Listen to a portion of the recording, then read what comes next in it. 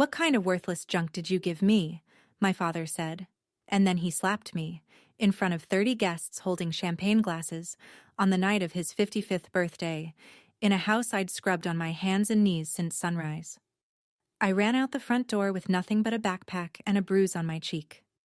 I didn't know it then, but that slap was the last thing Gerald Talbot would ever do to me. Because by midnight, I'd be sitting in a black SUV across from a stranger who'd say 5 words that would unravel 18 years of lies. Before I go on, please take a moment to like and subscribe, but only if you genuinely connect with this story. Drop a comment telling me where you're watching from and what time it is there. My name is Hillary, though for most of my life, I was forced to answer to Allison. I'm 21. Now, let me take you back to that Saturday morning, the day Gerald Talbot turned 55, and the last day I spent under his roof. I set my alarm for 5 a.m. that morning, same as every Saturday. Except this Saturday came with a 2-page handwritten list Donna had left on the kitchen counter the night before. Sweep the patio. Arrange the folding chairs, 32 of them, one for each guest on Gerald's list. Press the tablecloth. Slice the lemons. Wash the Pottery Barn serving platters by hand because the dishwasher leaves spots. Their house sat on a quiet cul-de-sac in Henrico County, Virginia, a 4-bedroom colonial with a manicured lawn Gerald hired someone to mow, but told the neighbors I did. Inside, the dining table was solid oak, seats 12, polished weekly by me. On the counter, 2 cases of Napa Valley Cabernet and a 3-tier cake from a bakery that charged more for fondant than I earned in a week. My room was downstairs, not the finished basement, the storage closet next to the water heater. No window. A twin mattress Gerald had pulled from a curbside pile when I was 9. A wool blanket that smelled like damp cardboard no matter how many times I washed it. Megan's room was upstairs. Queen bed, flat screen, a vanity mirror ringed with those Hollywood bulbs. She was 23 and still lived at home. Still had her credit card linked to Gerald's account. Still hadn't learned how to boil an egg because that was what I was for. I'd spent 3 months saving for Gerald's gift. A leather wallet, real leather, from a department store downtown. $84, which doesn't sound like much unless you're earning $11 an hour scrubbing sheet pans at a restaurant called Rosie's off Route 1. I wrapped it in craft paper because I couldn't afford a gift bag. I didn't know, standing there in that kitchen at 5 in the morning with flour on my hands, that the wallet would be the last thing I ever gave that man. Gerald came downstairs at 10. Polo shirt. Ralph Lauren, the one with the big pony logo. Powder blue. Khakis creased like knife edges, cologne so thick it reached me before he did. He walked the patio like a general inspecting his troops, moved one balloon cluster 6 inches to the left, stared at the lemon slices I'd arranged on the water pitcher and said, without looking at me, "They're uneven. Do them again." Donna appeared at noon. Hair blown out, pearl studs, a linen dress from Ann Taylor she'd ordered online and made me steam. She inspected the kitchen, ran a finger along the countertop, and whispered something to Gerald I wasn't supposed to hear but did. "She only got you something cheap. Just brace yourself." Megan showed up last, because of course she did. New dress, new highlights, new heels clicking across the floor I'd waxed at 6 a.m. She handed Gerald an Apple Watch, the Series 9, stainless steel, the one that retails for $700. She'd charged it to the supplementary credit card Gerald gave her for emergencies. Gerald opened it, beamed, and kissed her forehead. "This is my girl," he told the first guests walking through the door. He had his arm around Megan. "She always knows what her old man likes." He didn't look at me. He never did when other people were watching. I was the girl who carried trays, refilled glasses, wiped condensation rings off the coffee table before they could set. When one of the guests, a woman from Gerald's office, asked Donna, "Shouldn't Allison sit down and eat with us?" Donna smiled the way she always smiled, warm as a closed door, and said, "Oh, she likes to help. It's her way of showing gratitude. You know how it is with adopted ones." I kept carrying trays. It happened during the gift opening. Gerald sat at the head of the table like it was a throne. 30 guests arranged around him. Neighbors, church friends, a few co-workers from the insurance agency he managed. Champagne flutes catching the patio string lights. Megan perched on the armrest of his chair, filming on her iPhone. Donna stood behind him, one hand on his shoulder, radiating the image of a woman who had everything figured out.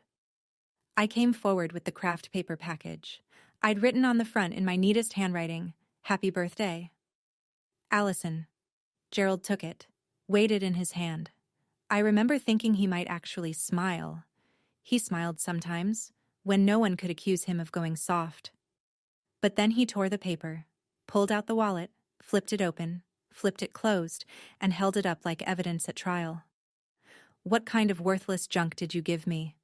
His voice cut through the chatter. Conversation stopped. Forks paused midair. Someone set down a glass too carefully. I started to explain. "I saved up for 3 months." 3 months? And this is all you got?" He stood. The chair scraped the flagstone. "Even the dog gets better treats." And then he hit me. Open palm, right across the left side of my face. The sound was sharp and flat, the kind that doesn't echo because it doesn't need to. My head snapped sideways. A champagne flute fell off the table and shattered on the patio floor, and for a second that was the only sound in the world. No one moved. Donna looked down at her plate. A man from Gerald's office studied his napkin. Megan bit her lip and kept filming. One person stood. Ruth Kessler, the next-door neighbor, 70 years old and 5 feet tall. "Gerald, that was uncalled for. Stay out of my family business." Ruth sat back down, but she didn't look away from me, and I have never forgotten that. I stood there with the taste of copper on my tongue and a wallet on the ground between us, and I thought, that slap will be the best evidence the lawyers need. I didn't understand that thought yet. I wouldn't understand it for hours, but something inside me had already started counting. I didn't go back to the party. I went to the storage closet, pulled the Jansport backpack off the nail on the wall. Faded navy, fraying at the zipper, the only thing that had followed me from high school, and packed what I could. 2 shirts, 1 pair of jeans without holes, a toothbrush, a phone charger. The envelope I'd found in the bottom of a box Gerald threw out last spring, the one with a state logo I didn't understand yet, and from inside a shoebox under my mattress, $340 in cash, mostly 1s and 5s, tip money from Rosie's that I'd hidden because Gerald checked my bank account. $340, a backpack, a bruise already blooming purple on my cheekbone. That was everything I owned in this world. I walked through the living room on my way out. The party had resumed. Gerald was laughing at something someone said, champagne in hand, the wallet nowhere in sight. Megan was showing guests something on her phone, probably the video. Donna stood at the window and watched me cross the front yard. She reached for the curtain and pulled it shut. Nobody called my name. Outside, the October air hit my face and the sting on my cheek flared like a second slap. Henrico County at 9 p.m. is dark. Not city dark, where there's always a bodega lit up on the next corner, but suburb dark, where the streetlights are spaced far apart and the silence between houses feels deliberate. I walked along Patterson Avenue. No destination, just away. Behind me, the music from the party got softer and softer until it was just bass notes and then nothing at all. I'd made it maybe 2 miles when headlights slowed behind me. A black Cadillac Escalade, clean tinted windows, Virginia plates. It rolled to a stop 10 feet ahead. The rear door opened. And I should have run. Every instinct said run. But I was already so tired of running from things, I thought. Maybe just this once, I'd see what was running toward me. A man stepped out first. Mid-50s, tall, lean, wearing a charcoal peacoat I'd later learn was Brooks Brothers. Not flashy, just the kind of coat that fits like someone measured you for it. His hair was dark brown threaded with silver. And his eyes, hazel green, wide set, catching the street light, were the exact same eyes I saw in my bathroom mirror every morning. Behind him, a woman. Shorter, red-haired, sharp-featured, carrying a leather portfolio like she'd just left a courtroom. She kept her distance, professional, watchful. The man's hands were trembling. I could see that even in the dark. "I'm sorry to frighten you," he said. His voice cracked on the second word. "My name is Richard Whitford, and I believe I am your biological father." I took a step back. My shoulders hit a mailbox post. "That's not possible. My biological parents didn't want me, that's what I was told." "You were told wrong." He reached into the inside pocket of his coat and pulled out a photograph. Small, creased at the corners, clearly handled 1,000 times. A woman holding a toddler. The woman had auburn hair and cheekbones like mine, and a smile that leaned slightly to the left. The toddler had hazel green eyes. "Her name was Catherine," he said. "She was your mother.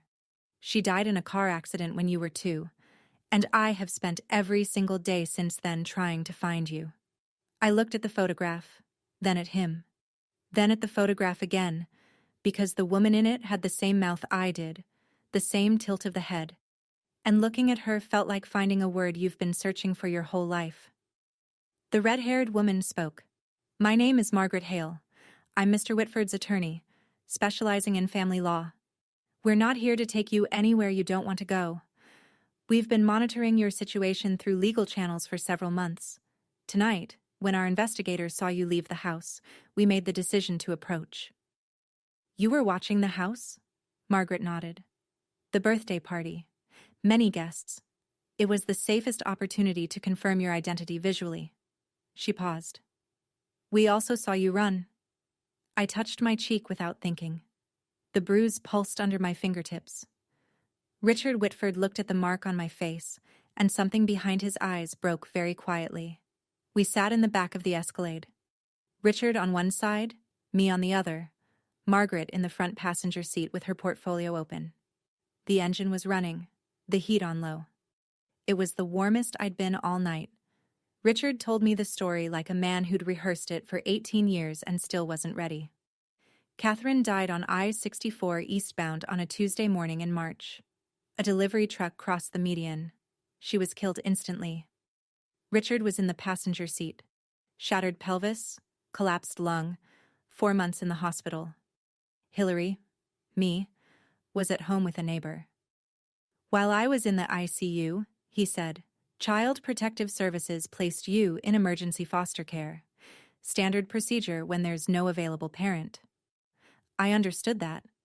What I didn't understand was why, when I got out of the hospital and filed to bring you home, they told me I couldn't. A social worker named Leonard Grubb handled the case. Grubb told the family court that Richard had signed a voluntary relinquishment of parental rights, a legal document surrendering custody permanently. Grubb presented the court with a signed form. The judge approved the adoption. "I never signed anything," Richard said. "I was on a ventilator. I couldn't hold a pen, let alone read a legal document, but the court had a piece of paper with my name on it, and that was enough." By the time Richard hired a lawyer and challenged the ruling, it was too late. The adoption had been finalized. The file was sealed. His daughter had a new name, a new family, a new life somewhere in Virginia that he wasn't allowed to know about. "So I hired investigators," he said. "Year after year. It doesn't matter what I spent. I would have spent everything." His voice didn't waver when he talked about the money. It wavered when he said the word, everything. "Leonard Grubb," I said. "How much did they pay him?" Richard looked at Margaret. Margaret closed her portfolio and said, "That's what we intend to prove in court." The SUV was still parked on Patterson Avenue, hazard lights blinking amber against the dark. I sat with my backpack on my lap, clutching the straps like a kid on the first day of school, and I told them about the envelope. Last spring, Gerald had decided Megan needed a yoga studio in the house. That meant clearing the storage closet, my room, and moving my things to an even smaller corner by the furnace. He threw most of my belongings into a garbage bag and tossed it by the curb. I went through the bag before the trash truck came, because that's what you learn to do when nothing you own is safe. You check, and you save what you can. At the bottom of a water-damaged cardboard box, underneath old report cards and a Ziploc bag of baby clothes, I found a manila envelope. Official-looking. The return address had a seal and the words, Virginia Department of Social Services. Inside was a single document, partially redacted, with the heading Title IV, E-Adoption Assistance, Monthly Disbursement Summary. And across the top, typed in plain government font, Allison G. Talbot. I didn't know what Title IV-E was. I didn't know what a disbursement summary meant. But I knew my name was on a government document that Gerald had never shown me, so I folded it up and put it in my backpack. I'd been carrying it for 6 months without understanding why. I pulled it out now and handed it to Margaret. She unfolded it under the dome light, and I watched her expression change. Not dramatically, but the way a poker player's face changes when the final card flips. "This is the adoption subsidy record," she said. "The state of Virginia has been paying Gerald and Donna Talbot approximately $810 per month for your care and maintenance for 18 years. She looked at me. "That's roughly $175,000.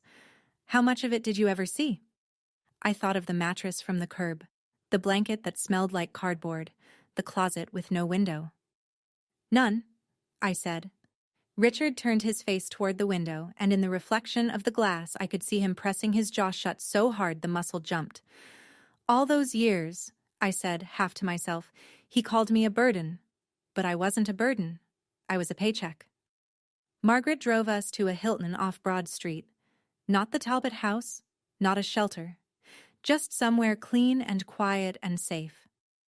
Richard checked us in under his name. Separate rooms, adjoining door, and the first thing I did was stand in the middle of mine and not know what to do. The bed had white sheets that smelled like detergent instead of mildew. There was a window. I opened the curtains and just looked out at the parking lot lights for a long time, because looking out a window from my own room was something I hadn't done in years. While I stood there, the memories came in layers, the way water rises, steady and cold. I started cooking the family meals when I was 10. Gerald said it was to teach me responsibility. By 12, I was doing all the laundry, all the dishes, all the grocery shopping on foot because Gerald wouldn't drive me. Megan got a Toyota Camry for her 16th birthday. I got a bus pass that expired after 1 month because nobody renewed it, so I walked an hour and a half to Rosie's for my shifts. Gerald never let me keep my own documents. No birth certificate, no social security card, no state ID. When I asked for a driver's license at 17, he said, "What for? You don't have anywhere to go." At the time, I thought he was right. Now I understood he'd designed it that way. I kept thinking, why did Gerald keep me all those years if he despised me? Why not just send me back into the system? If I was so worthless, why hold on? Now I had the answer. $810 a month. That's why. Have you ever met someone who hated you but refused to let you leave? Someone who made you feel like garbage but held on to you like you were gold? If you have, tell me in the comments. Because I think you already know what that math looks like. Donna's voice echoed in my head the way it always did, sweet and sharp as lemon juice on a cut. "Gratitude, Allison. That's all we've ever asked for. Is that really so hard?" "No, Donna. What was hard was realizing I'd been grateful to people who were stealing from me. Let me go back 2 weeks, before the party, before the slap, before any of this. Because the truth is, Gerald had already shown me who he was. I just didn't have the vocabulary for it yet." It was a Tuesday evening. Gerald called me into his home office, the room no one entered without permission. Mahogany desk, leather wingback chair, a shelf of hardcover books he'd never read, arranged by color. He was sitting behind the desk like a judge, a manila folder open in front of him. "Sit down," he said. "Not have a seat. Sit down." He pushed a document across the desk. 10, maybe 12 pages, dense print, a blue signature tab sticking out from the bottom. "This is a voluntary agreement," he said. "It states that you choose to remain under my guardianship because you are not financially or emotionally prepared to live independently. Sign it." I picked it up. Most of the language was impenetrable, whereas the dependent acknowledges that independent living presents undue financial and psychological risk. But one clause on page 4 I understood perfectly. The agreement authorized Gerald to continue managing all state and federal benefits associated with the dependent's care. He wanted me to sign over my own subsidy. Again. This time voluntarily, with my adult signature, so he could keep collecting even after I aged out of the system. "Why do I need to sign this?" I asked. Gerald's expression didn't change. "Because without this family, you're on the street. You don't have a degree. You don't have savings. You don't even have an ID. So you're going to sign this, and you're going to sign it before my birthday. Consider it your gift to me." I didn't sign. I asked for more time. Gerald said nothing, just closed the folder and placed it back in the desk drawer. Slowly, the way you put a loaded gun in a safe. That's why he hit me at the party. It wasn't about the wallet. It was never about the wallet. It was because I'd told him no for the first time in 18 years and he couldn't stand it. Back at the Hilton, the morning after. I woke up at 5 a.m. out of habit, heart pounding, already running through the chore list in my head before I remembered. There was no list. There was just a hotel room with white sheets and a window full of gray October sky. A knock on the adjoining door. Richard, already dressed, holding 2 cups of coffee from the lobby. He set one on the desk and sat in the chair across the room. Not close, not far, just present. Like he was afraid that if he moved too fast, I'd disappear again. Margaret arrived at 8 with a garment bag. Inside, a pair of new jeans and a cream-colored cashmere sweater, still tagged. "Something clean to wear?" she said, practical as always. I took them into the bathroom and put them on and looked at myself in the mirror for a long time. It was the first time in my life I was wearing something that no one else had worn first. When I came out, Richard's eyes went red at the edges, but he didn't cry. He just nodded and said, "Catherine had that same look, like she was deciding whether to trust the mirror." I sat on the edge of the bed and said what I'd been thinking all night. I need proof. Not the photo, not the story. I need a DNA test. If you're who you say you are, the science will back it up. And if you're not, I need to know that too. Richard didn't flinch. "Of course. Margaret's already located an AABB-accredited lab in Richmond. We can go today." No hesitation, no offense, no guilt trip. Just of course. I'd spent 21 years in a house where asking a question was treated as a personal attack. And here was a man who answered like questions were the most natural thing in the world. "I've spent my whole life doing what I was told," I said. "If I'm going to trust you, it'll be because I chose to. Not because I had nowhere else to go." Richard set down his coffee. "That's exactly how it should be." The lab was a low brick building off Carey Street, clean, clinical, fluorescent. A technician in scrubs swabbed the inside of my cheek, then Richard's, labeled the vials, and told us results would take 3 to 5 business days. 5 days. I'd waited 21 years to know who I was. 5 more felt like holding my breath underwater. While we waited, Richard brought things to the hotel. Not gifts, not the way Gerald gave gifts, as transactions with strings attached, but pieces. An album of photographs. Catherine pregnant, laughing on a porch swing, one hand on her belly. Catherine holding a newborn with a pink hat. Richard and Catherine and the baby in front of a brick bungalow in Richmond's fan district with a red door. The baby had hazel green eyes, even then. "That's the house you came home to," Richard said. "I still own it. I couldn't bring myself to sell it." I studied each photograph like it was a document I needed to memorize for a test. My mother's face, her hands, the way she stood, slightly tilted, weight on her left foot, the same way I stand when I'm not thinking about it. "She's beautiful," I said. "You look exactly like her," he said, "especially the eyes." On the 5th day, Margaret called. I was sitting on the hotel bed with the album open to a photo of Catherine blowing out birthday candles when my phone rang. 99.998% probability of paternity, Margaret said. "It's confirmed. Richard Whitford is your biological father." I didn't say anything for a while. I just held the phone and looked at the photograph and felt something crack open in my chest. Not break, not shatter, but open, The way a door opens when someone finally turns the handle from the other side. 99.998%. A number. But for me, it was the first proof in 21 years that I wasn't an accident nobody wanted. Margaret's voice came back on the line, steady and precise. Now, we have enough. The next step is family court. Here's what I learned later. From the court filings, from Ruth Kessler's testimony, from the texts Donna would eventually hand over to Margaret. The morning after the party, Gerald called the Henrico County Police and reported me missing. Not because he was worried, because he was calculating. The officer who responded ran my information and told Gerald what he didn't want to hear. I was 21, a legal adult. If I'd left voluntarily, there was no missing persons case to open. She didn't leave voluntarily, Gerald told the officer. She's mentally unfit. She can barely function without supervision. The officer asked if Gerald had any documentation of that. A diagnosis, a guardianship order, anything legal.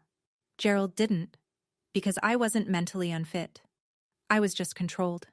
That night, according to Donna's texts, the ones she'd later surrender as evidence, Gerald paced the living room for 3 hours. Donna sat on the couch and typed what he dictated. Gerald. If that girl talks to anyone, CPS, a lawyer, anyone, we're done. Find the adoption file. All of it. The originals. Donna. You said she doesn't know anything. Gerald. She doesn't. But if someone shows her where to look. He knew. He'd always known. The forged signature, the bribed caseworker, the subsidy he'd been collecting for 18 years on a child he treated like hired help. Gerald carried all of it in his head the way some men carry debt. Constantly aware, constantly managing, never once considering that the whole structure might collapse. Gerald wasn't afraid of losing me. He was afraid of what I'd find out once I was free. He didn't know that the man he should have been afraid of, the man who'd spent 18 years and a private investigator's retainer trying to find his daughter, was sitting in a Hilton 20 minutes away, assembling a file 3 inches thick. Margaret spread the documents across the hotel desk like a surgeon laying out instruments. This was the second time I saw the evidence. But this time, it had teeth. Look at this, she said, sliding a photocopied form toward me. It was the voluntary relinquishment of parental rights, dated October 2005. At the bottom, a signature, Richard A. Whitford. Neat, deliberate, slightly forward-leaning. Then she placed a second sheet beside it, a certified report from a forensic document examiner, Dr. Elaine Marsh, who had compared the signature on the relinquishment form to 12 known exemplars of Richard's handwriting. Tax returns, mortgage applications, business contracts spanning 20 years. The pen pressure is inconsistent, Margaret said, pointing. The letter formation in the surname doesn't match any of the exemplars. Dr. Marsh's conclusion, and I'm quoting, is that the signature was produced by a hand other than that of Richard A. Whitford, with a high degree of certainty. She let that settle. Then she pulled a third document from the file, a bank record. A personal checking account belonging to Leonard Grubb, the social worker who had handled my case. On October 14th, 2005, 6 days before the adoption was finalized, a deposit of $5,000 appeared.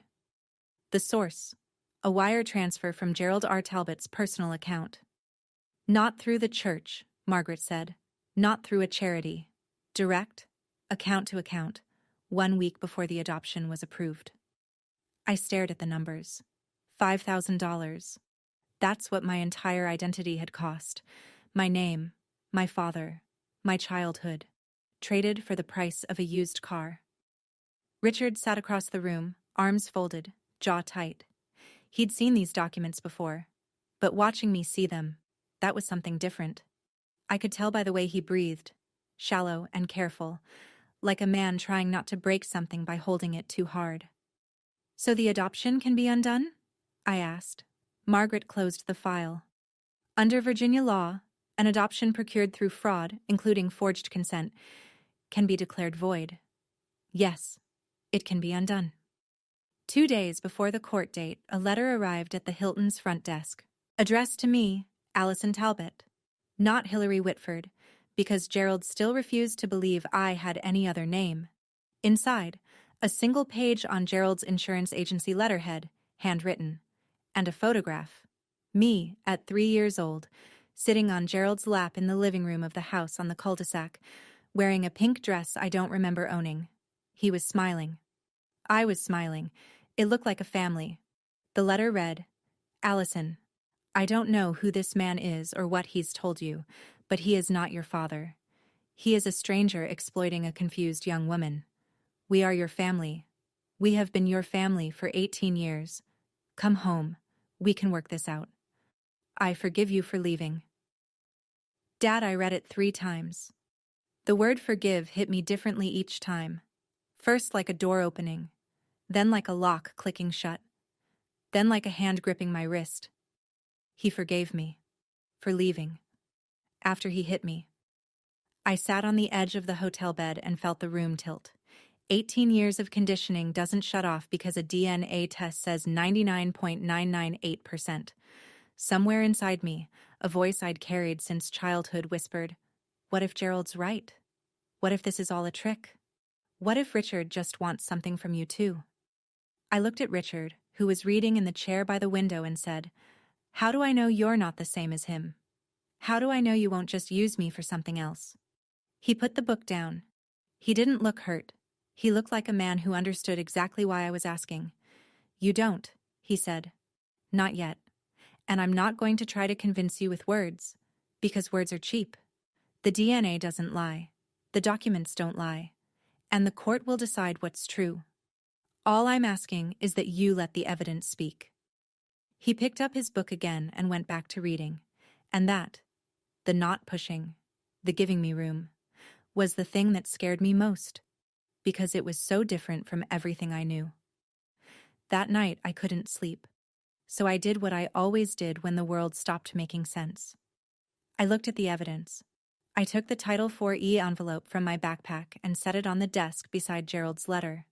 2 documents. One from the state of Virginia, confirming that Gerald received $810 a month to take care of me. One from Gerald claiming he was my family. If Gerald loved me, why did I sleep in a storage closet? If Gerald loved me, why didn't I have a birth certificate, a social security card, a single piece of identification with my name on it? If Gerald loved me, why was the guardianship extension he'd tried to make me sign designed to keep the subsidy flowing, not to keep me safe? The answer was in the math. It had always been in the math. Gerald didn't love me. Gerald invoiced me. I called Margaret at 11 p.m.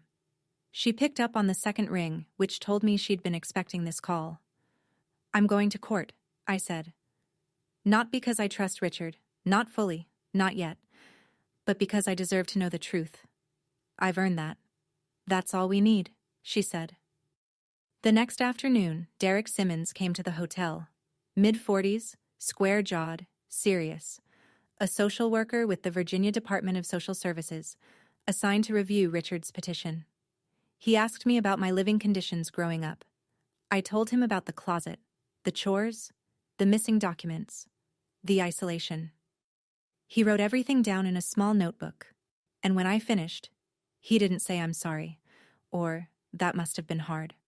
He said, what you're describing, if it's corroborated by the records, constitutes neglect, and the financial component constitutes exploitation of adoption assistance funds.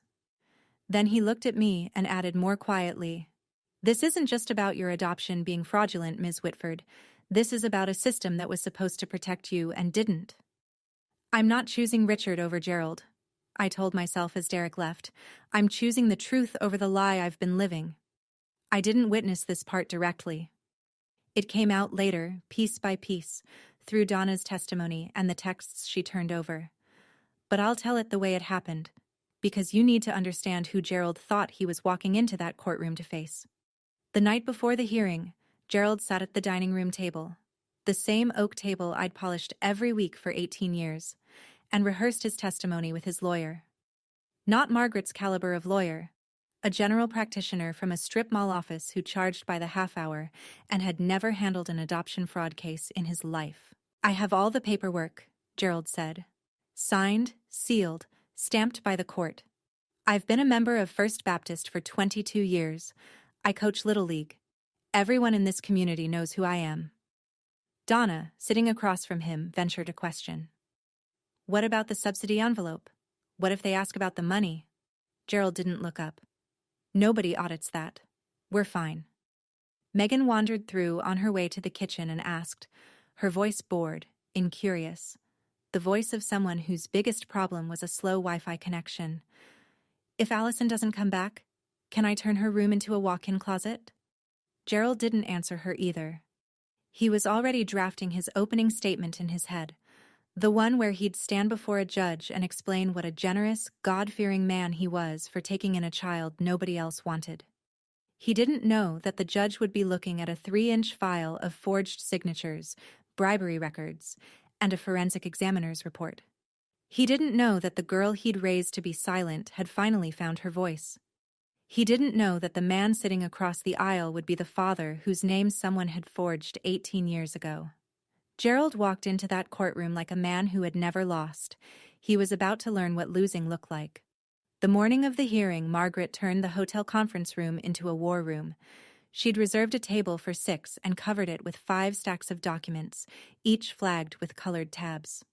I sat at one end with a cup of coffee going cold in my hands, and she walked me through the case the way a general walks through a battle plan. Calm, precise, leaving nothing to chance. Stack 1, she said, tapping the first pile. DNA results.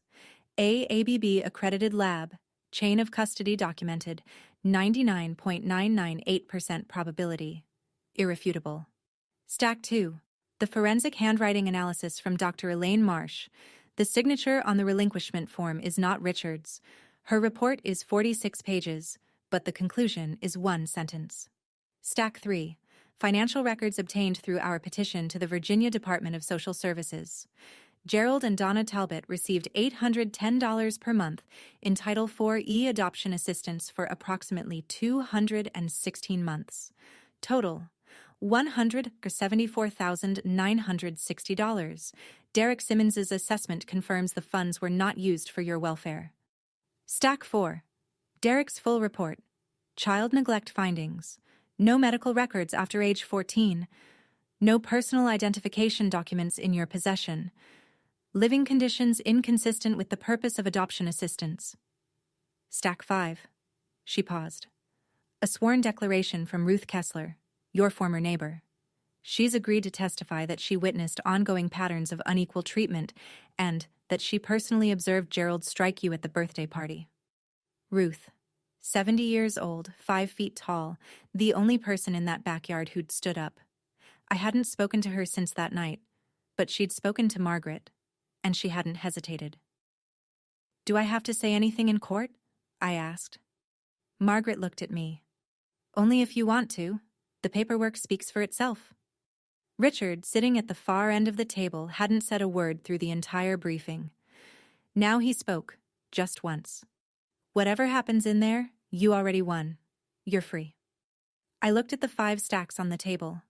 A lifetime of lies, dismantled into tabbed folders, and I thought, no, I haven't won yet.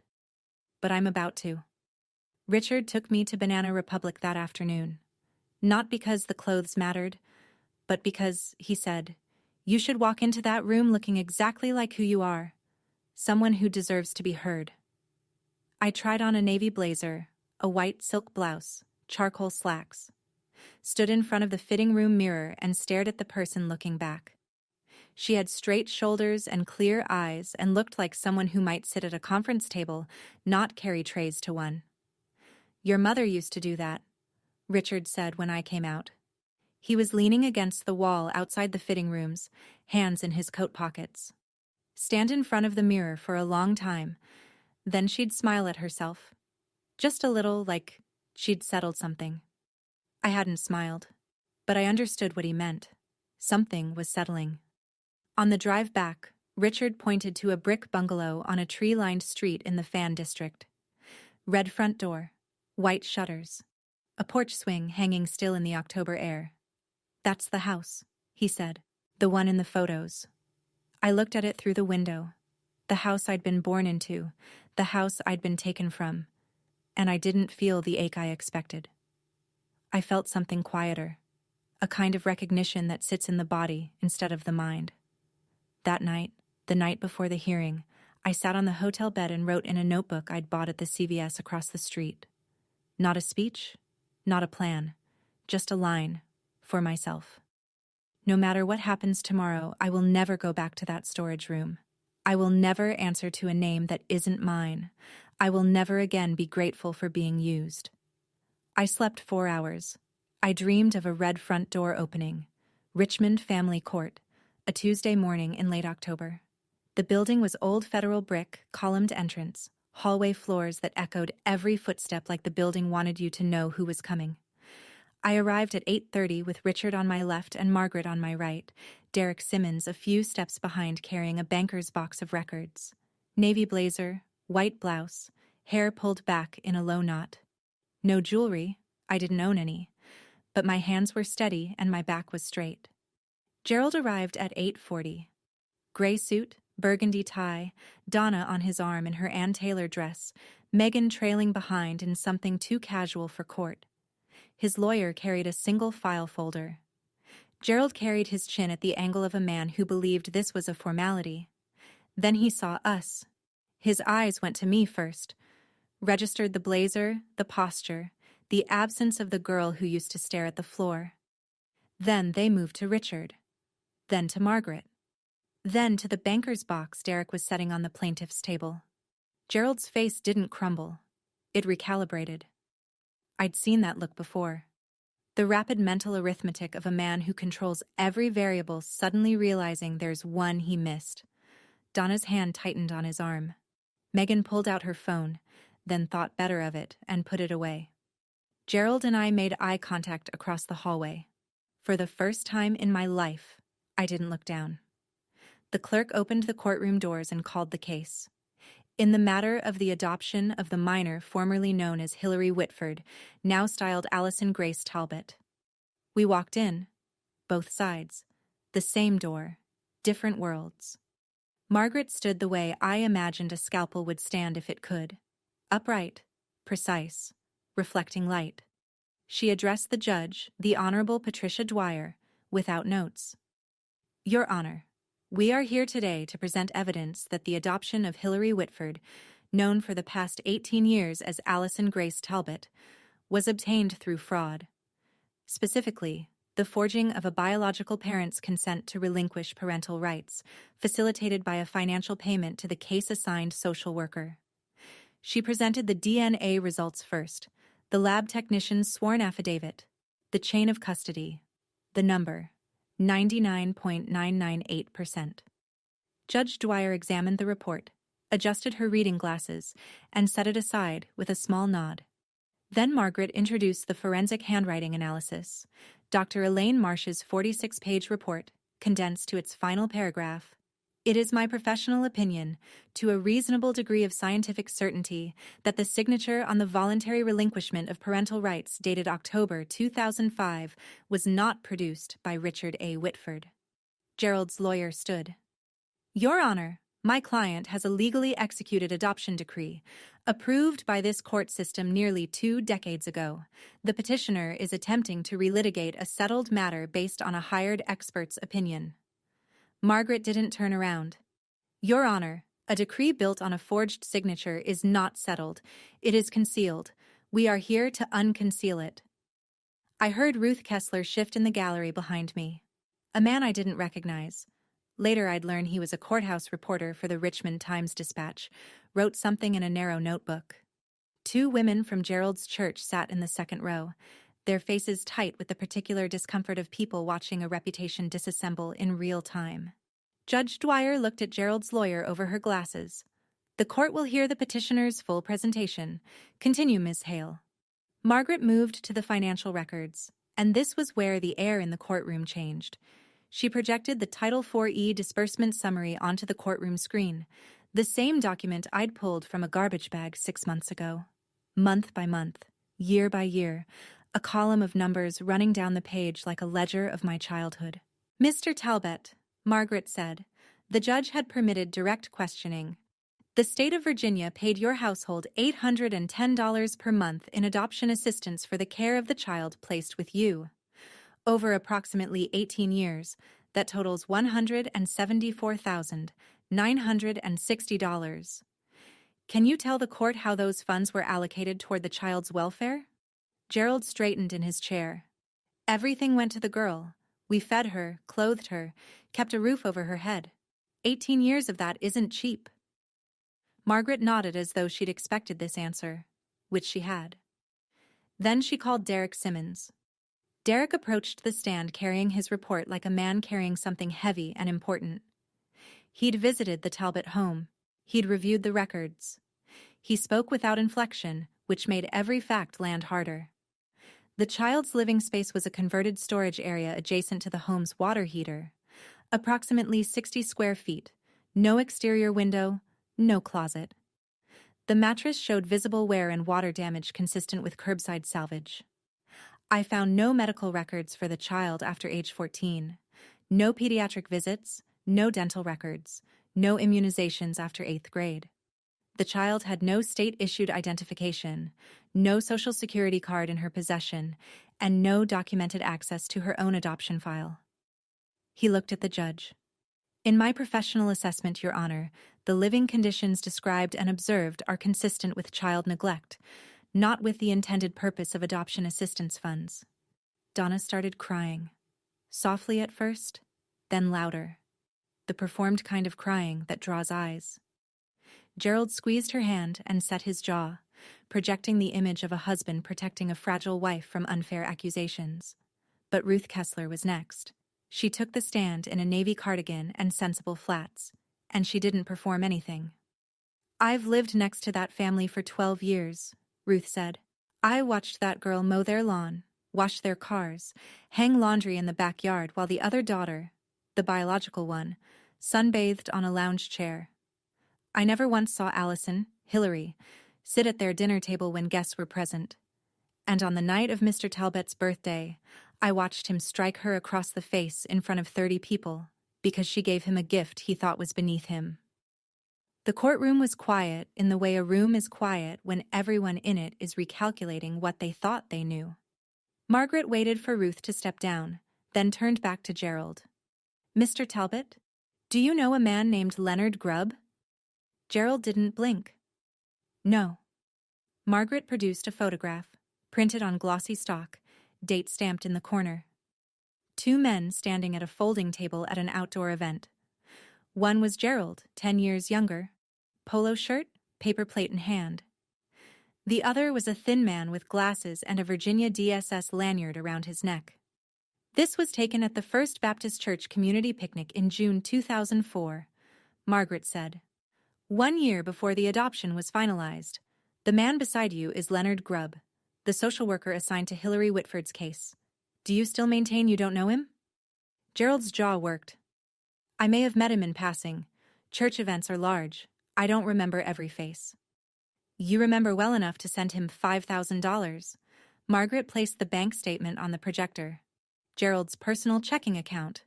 October 14th, 2005. Wire transfer.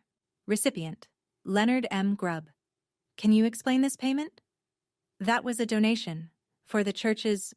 It was a community contribution. Routed from your personal account directly to Mr. Grubb's personal account? Not the church's account? Gerald turned to his lawyer, who was studying the table surface with the intensity of a man hoping to find an exit there. No objection came. I gave that girl everything. Gerald's voice cracked upward, sharp as a slap. He was standing now, one hand flat on the table. 18 years, a home, food, and this is the thanks I get? Some con man shows up and suddenly I'm the villain? Mr. Talbot. Judge Dwyer's voice was low and final. Sit down, now. He sat, but the room had already heard it, the mask cracking, the entitlement spilling through. In the gallery, the churchwomen stared at their laps. The courthouse reporter's pen moved faster. Margaret turned to the judge with the composure of someone who had just watched her opponent do her job for her. Your Honor, we'd like the court to note Mr. Talbot's characterization of his parental role as something he gave and expects repayment for. That is not parenting. That is a transaction. Margaret looked at me. I'd told her the night before, I want to speak. Not because the case needed it. The documents were enough. But because I'd been silent for 21 years and some things need to be said by the person who lived them. Your Honor, the petitioner's daughter would like to address the court if permitted. Judge Dwyer nodded. You may proceed. I stood. Navy blazer, white blouse, hands at my sides. I looked at the judge, not at Gerald, because this wasn't for him. Your Honor, I'm not here for revenge. The word sat in the air for a moment, and I let it. I'm here because for 21 years I didn't know who I was. I didn't know my own name. I didn't know my mother's face. I didn't know that someone was looking for me, or that the papers that put me in that house were built on a forged signature. I paused, breathed. Mr. Talbot said he gave me everything. Here's what everything looked like. A storage closet with no window. A mattress from someone's curb. No doctor visits after age 14. No identification. No birth certificate. I didn't know my own social security number until 2 weeks ago. I worked in that house from the time I was 8 years old. Cooking, cleaning, doing laundry. And I was told every day that I should be grateful for it. That without them, I was nothing. My voice didn't break. I'd decided it wouldn't. He slapped me at his birthday party because I gave him a wallet I'd saved 3 months to buy. But the truth is, he slapped me because I wouldn't sign a paper giving him continued control over my life. That's what I was to him. Not a daughter. A line item.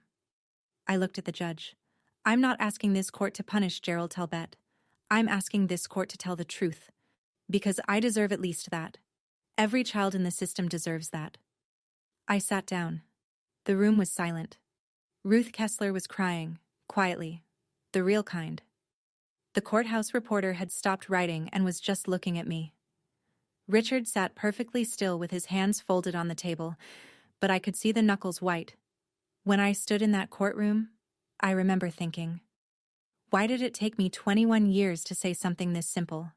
Have you ever held something inside for so long that when you finally say it out loud, you're amazed it was only a few sentences?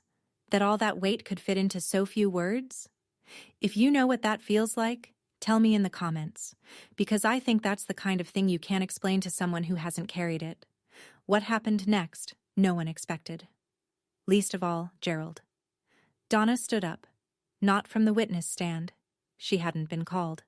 She stood from the respondent's bench, smoothed the front of her Ann Taylor dress the way she smoothed everything, and said, in a voice that shook like a wire about to snap, Your Honor, I have something I need to say. Gerald grabbed her wrist. Donna, sit down. She pulled free. It was the first time I'd ever seen her pull free of anything. I wrote the check, Donna said. Her mascara was already running, but this wasn't the performed crying from earlier. This was different. Raw, ugly, the kind that doesn't care about an audience. $5,000 to Leonard Grubb. Gerald told me it was to expedite the adoption process. I wrote the check from our joint account, and I knew what it meant. Gerald's lawyer put his head in his hands. Gerald went red from the collar up, a deep mottled crimson I'd never seen on him before. She's lying, Gerald said. She's confused. She's trying to protect herself. I am trying to protect myself. Donna's voice broke high and desperate. Because I've been protecting you for 18 years, and I can't do it anymore. I watched you hit that girl. I watched you work her like a mule. And I didn't say anything because I was afraid of you, Gerald. I was afraid of exactly this. Judge Dwyer let her finish. The courtroom was so quiet I could hear the fluorescent lights humming above us. Megan sat frozen in the gallery, phone in her lap, mouth open. Mr. Talbot, the judge said, and her voice carried the weight of someone who had seen a great deal and was still capable of being appalled. One more outburst and I will hold you in contempt. Gerald sat still as stone, and for the first time in my life, I saw him look afraid. Judge Dwyer took 12 minutes to review the final documents. 12 minutes. I know because I watched the clock on the courtroom wall, the old analog kind with a second hand that ticks instead of sweeps, and counted every rotation. When she looked up, she didn't address Gerald first. She addressed me. Ms. Whitford. And I will use that name now, because the evidence before this court compels it.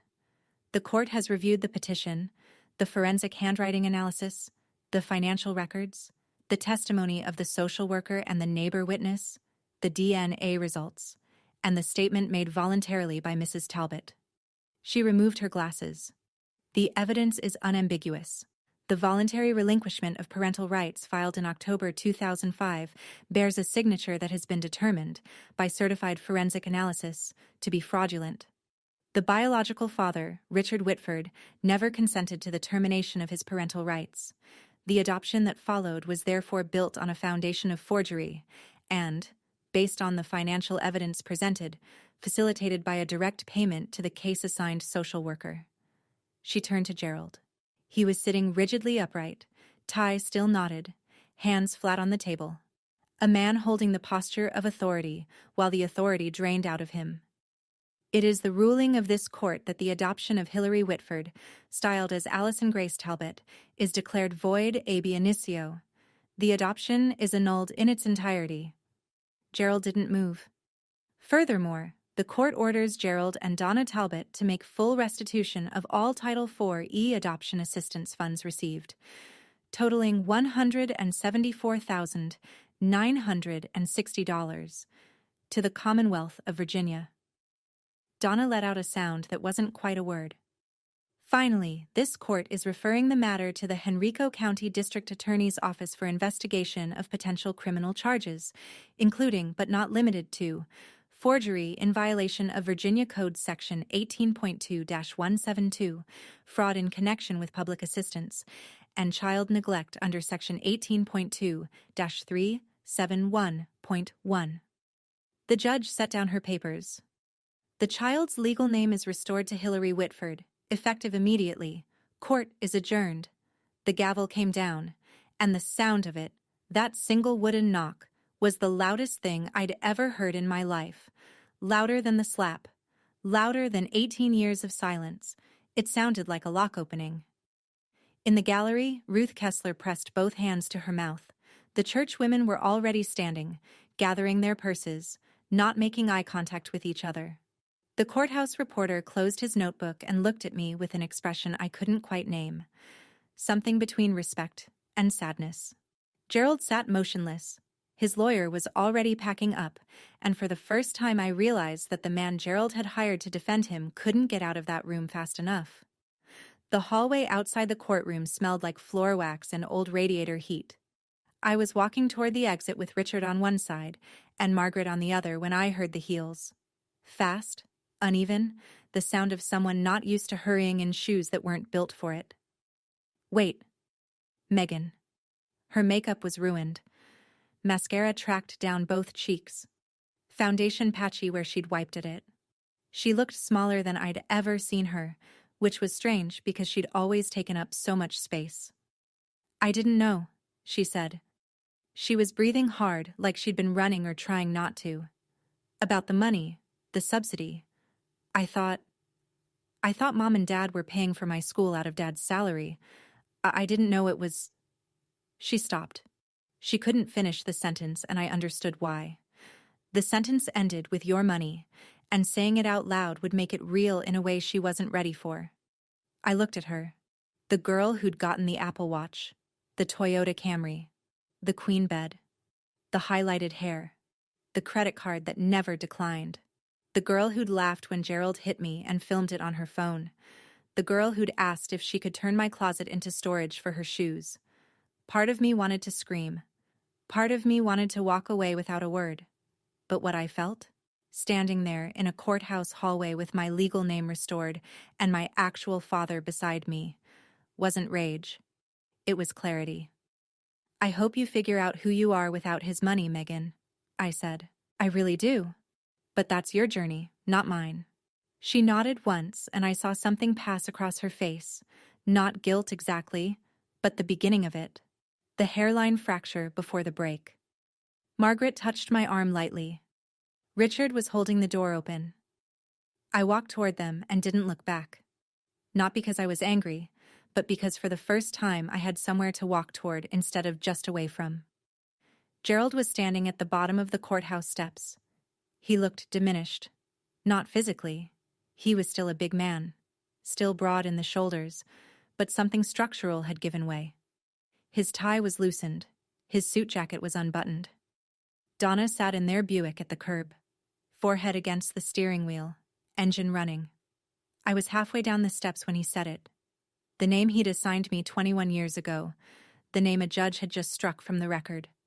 Allison. I stopped, turned. He looked at me the way he always had, like I was something he owned and couldn't quite figure out the value of. But now there was something else underneath it. Something that might have been fear if Gerald Talbot were the kind of man who admitted to being afraid. After everything I did for you, he said, after 18 years under my roof, this is how you repay me. I stood on the steps in my navy blazer with October sunlight on my shoulders, and I felt, for the first time, the full weight of what he'd just said. Not anger. Recognition.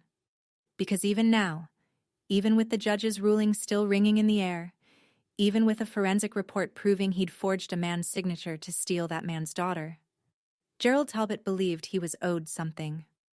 My name is Hillary, I said, and you didn't do anything for me. You did everything to me, and now it's over. I turned and walked down the remaining steps. Richard was waiting by the Escalade, door open. He didn't say anything. He didn't need to. He just held the door the way you hold a door for someone you've been waiting 18 years to hold a door for. I got in. The door closed. And the last thing I saw through the tinted window was Gerald Talbot standing alone on the courthouse steps, suit jacket hanging open, watching his investment drive away. 6 months later. That's where I am now. I live in Richmond. Not the Fan District house with the red door, though Richard offered it. I have an apartment off Gray Street, a studio with tall windows that let in so much morning light, I sometimes just stand there for a minute before starting my day. The windows were the first thing I looked for when I went apartment hunting. I spent 18 years in a room without one. Now I need to see the sky when I wake up. I'm studying for my GED. I'm also enrolled in the culinary program at Reynolds Community College, which is ironic, I know. Gerald made me cook every meal for 18 years, and now I'm choosing it. But that's the difference, isn't it? Between something done to you and something you decide to do. The ingredients are the same. The meaning is completely different. Richard and I have dinner every Sunday at the bungalow. He's not a great cook. His specialty is overcooked salmon and slightly burned garlic bread. But he makes it himself, and he sets the table for two, and he asks me about my week, and listens to the answer. We're not perfect. There are awkward silences. There are moments when neither of us knows what to say, because you can't recover 18 stolen years over salmon. But he's there, every Sunday, without fail. As for the Talbots, Gerald and Donna are awaiting trial. Forgery, fraud, child neglect. The house in Henrico County is under a second mortgage to cover the restitution payment. Gerald was asked to resign from his position at First Baptist's Board of Deacons. He did not go quietly. Donna, who cooperated with the investigation, may receive a reduced charge. Megan moved in with an aunt in Fredericksburg and got a job at a retail store. The first job she's ever had. I go to therapy every Thursday. A woman named Dr. Torres who has a small office with a ficus plant and doesn't tell me how to feel. She just asks questions and lets me find my own answers, which, after 21 years of being told what to think, feels like learning a new language. Healing doesn't happen overnight. Some mornings, I still wake up at 5 a.m. with my heart racing, already mentally cataloging chores that no longer exist. But then I open the curtains, and there's the sky, and I remember where I am. I want to be clear about something before I go. This story isn't about revenge. I know it might look that way. The courtroom, the ruling, the restitution order, the criminal charges. But revenge would mean I wanted Gerald to suffer the way I suffered, and I don't. I want him to be held accountable. Those are different things. Revenge is a fire you light hoping it burns someone else. Accountability is just turning on the lights so everyone can see what was already there. If you're in a family where you're tolerated instead of loved, where your presence is endured, not valued, where you've been taught that gratitude means silence and obedience means survival, I want you to hear this. You are not the problem.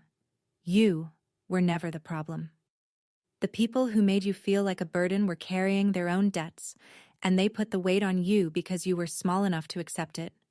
You deserve to know your own name. Family isn't paperwork. It isn't a court decree or an adoption file or a signature, forged or otherwise. Family is the person who sits with you while you learn to trust again. The person who says of course when you ask for proof instead of faith. The person who holds the door and doesn't ask you to be grateful for it. Last Sunday, Richard and I sat on the porch of the bungalow on the Fan District Street, the one with the red door. He was drinking coffee. I was reading. Neither of us was talking, and it was the most comfortable silence I've ever known. At one point, he looked over and said, "I'm glad you're here." And I said, "Me too." My name is Hillary Whitford, and for the first time in my life, I know exactly who I am. Thank you for staying until the end. If this story made you feel something, anger, relief, recognition, or just the quiet understanding that you've been in a room like that too, write it in the comments. I read everyone. And if you want to hear what happened to a woman whose in-laws threw her out of the house on Christmas Eve, that story's in the description below. Click it. I promise you won't regret it. Until next time, take care of yourselves. And if someone's still telling you that you should be grateful for being mistreated, you have permission to stop listening.